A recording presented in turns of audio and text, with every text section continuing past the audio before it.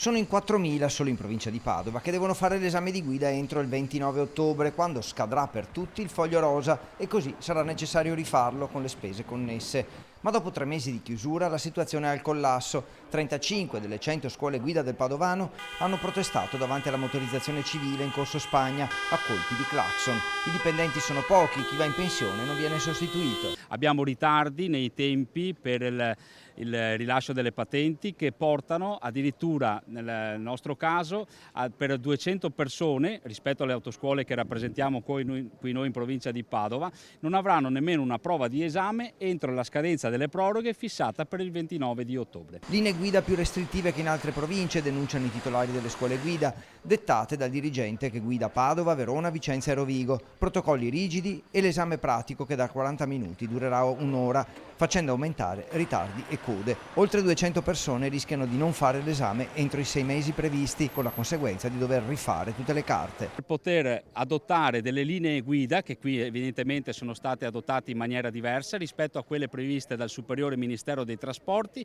che hanno fissato e mantenevano il nastro operativo per ogni esame per la patente B di 40 minuti, qui invece vengono allungati i tempi fino a 60.